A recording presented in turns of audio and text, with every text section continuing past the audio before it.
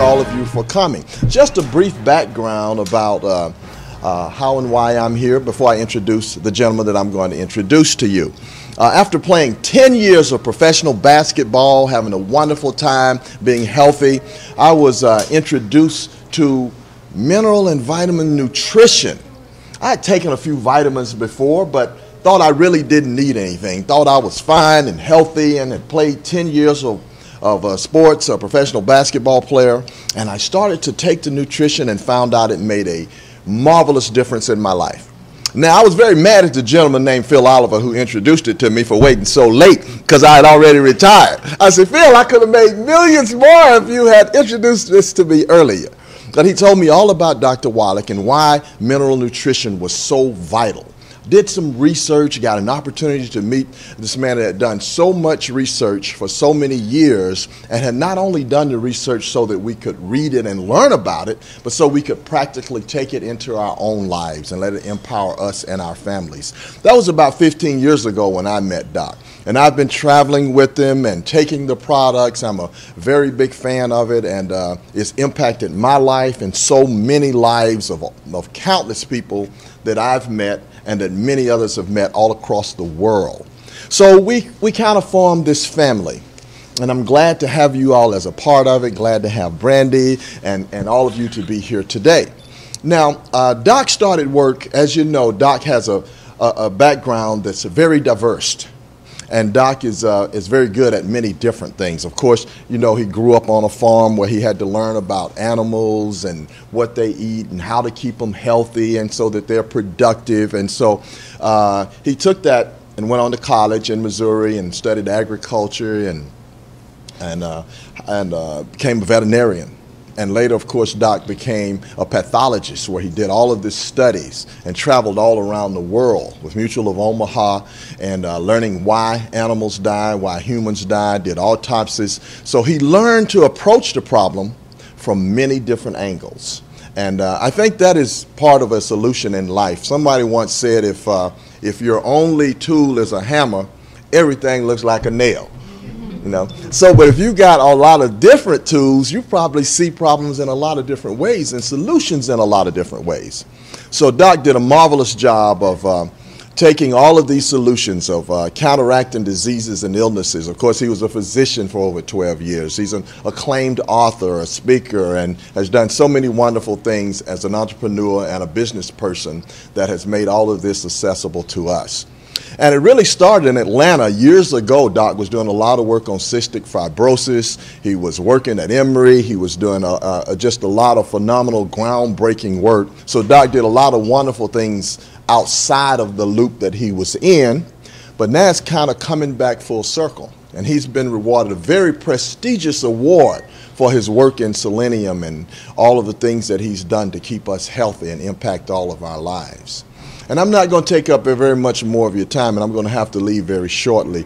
But I did want to take this opportunity to come and introduce you to Doc and let you know of our long-term relationship for over 15 years. And I'm very proud of the award that he's won. And we're all very fortunate and blessed to be here and have an opportunity to share this time with him. I don't know of anybody more knowledgeable of health and nutrition than Dr. Wallach. And I always like to say, after playing 10 years of NBA basketball, there's only one doctor I know better than Dr. J. And y'all know Dr. J, of course, who I had to play against for all those years in the NBA. And he was awesome. But this is the only doctor that's better than Dr. J. Let me present to you Dr. Joe Wallach.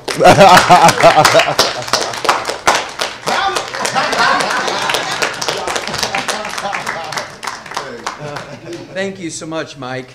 And I really appreciate that. Man, to be competing with Dr. J. Okay, appreciate that. Appreciate all the kind words from yourself. And like Mike says, we've been working together for 15 years, not only in the Atlanta community, but the world. And so it's been a great thing. So at any rate, just to kind of complete the story that Mike started for you, as he pointed out, my background is different. I have a degree in agriculture. And in animals, we don't have health insurance like we do for people. So we had to learn how to just get rid of the problem.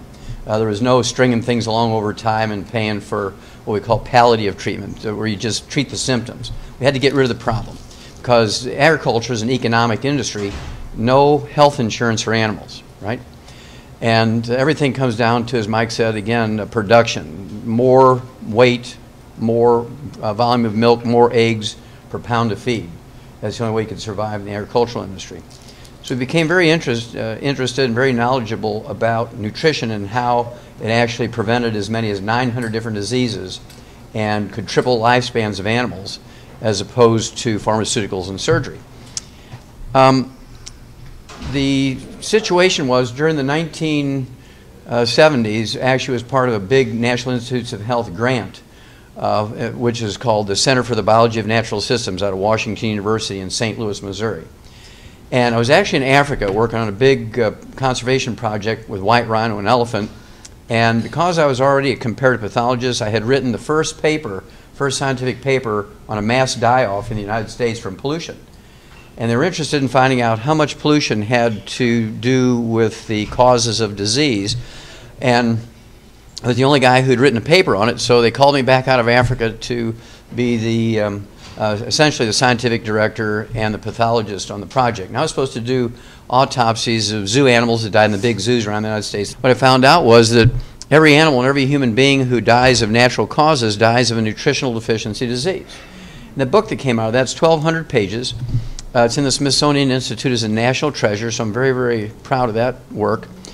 And in my movement around, as they moved me around, because some zoos didn't have certain animals. In fact, they moved me from St. Louis to Chicago because the Brookfield Zoo in Chicago had whales and dolphins and porpoises, which the St. Louis Zoo didn't have, so I had to work with the whales and things. And then they moved me out here to the Yerkes Primate Center in Atlanta because of all the different primates. They had all the different types of monkeys and great apes and things, and they wanted me to work on that. And to make a long story short, I accidentally ran into something I'd never seen before. Turned out to be cystic fibrosis in these monkeys. The most significant accidental finding in laboratory primates in the 20th century. The information got to Dr. Schrauser, who's the head of this organization that has given us this award, and I say us because it's been a team effort, including all of yourselves. The 2011 Klaus Schwarz Commemorative Medal. Now, this particular award has been given for 28 years, every year for 28 years, to international scientists all over Europe, China, Asia, Africa, South America, the United States, Canada. And these scientists are all MD, PhDs. They're all from the National Institutes of Health, the FDA, U.S. Department of Agriculture. I mean, this is pretty heavy stuff. I'm the first veterinarian and the first naturopathic physician to get the award. Okay, so I'm proud of that. This is what we're building this army for. The FDI Youngevity 90 for Life Crusade.